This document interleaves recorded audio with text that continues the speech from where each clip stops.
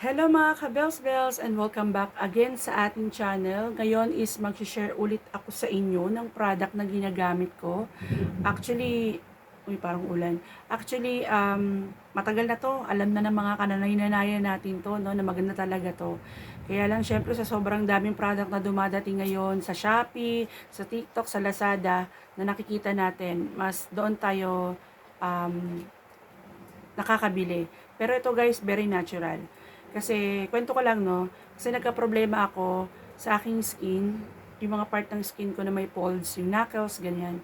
Kasi nga, nag-gain ako ng weight and parang tinamad na ako. So, hindi na ako nag-skincare for almost 2 weeks, ganon. So, parang umiitim yung leg ko, napansin ko, parang hindi na pantay sa kulay ko. Kasi ang kulay ko guys, hindi talaga pantay.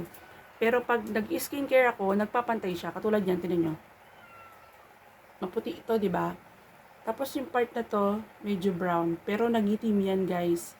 And then, tignan yung braso ko. Maputi, di ba? Kitang-kita yung hati.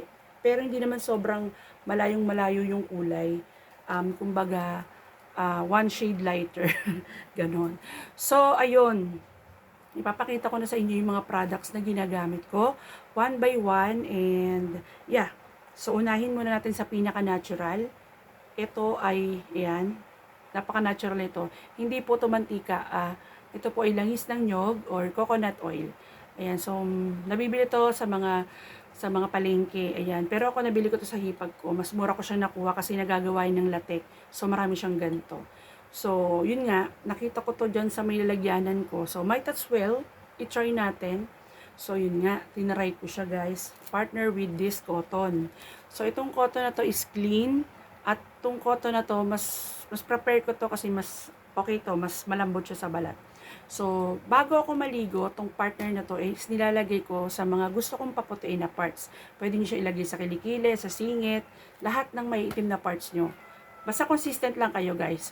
So, 1 hour before ako maligo, nag-a-apply ako nito and then maliligo na ako. So, sa pagligo ko, 3 times a week nagamit ako ng hand scrub, yung pinanggaganyan. Mura lang yun, parang 7 pesos, 12 pesos, ganun. So, yun ang ginagamit ko 3 times a week. And then, kung anong sabon nyo, okay yon, whitening soap. Ako kasi ginagamit ko is Bennett soap or Piari soap. Yung dalawang lang yun ang ginagamit ko sa ngayon. So, kasi maganda talaga siya, nakaka-lighten. Napansin ko talaga super nag-light ang skin ko lalo. And di pa ako masyado naglalabas sa ngayon kasi nga mag-uulan, ganon. So, yun. Pagkatapos kong maligo, nag-shampoo na ako, nag-conditioner, lahat inayos ko na, lahat nakapag-banlaw na ako. Pagkatapos kong maligo, syempre, mag-lotion ka. So, ang gamit kong lotion is from Nivea. Ayan.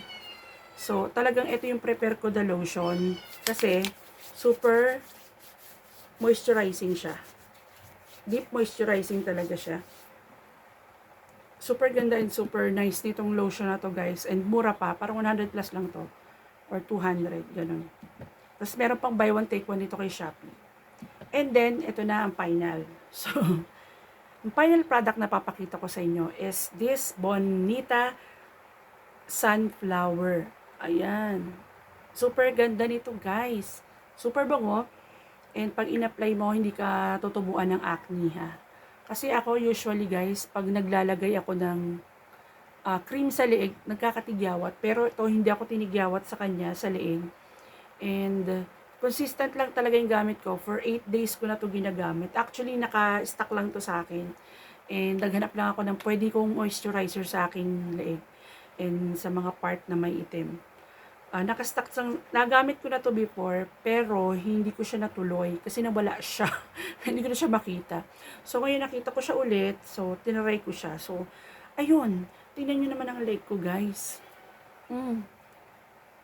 Puti, 'di ba? Siko, check. Lighten, hindi naman siya maitim na maitim. 'Di ba? Hindi naman siya maitim. So 'yon yung mga products na ginagamit ko and sana nakatulong to sa mga may problema dyan sa balat. Importanteng alagaan natin ang ating balat kasi alam nyo, mas importante yan kaysa makeup. Doon ko natutunan, kasi noon mahilig ako sa makeup eh. Natutunan ko na mas importante ang ating skincare than makeup. Okay, so alagaan natin balat and I will see you in my next video. Bye!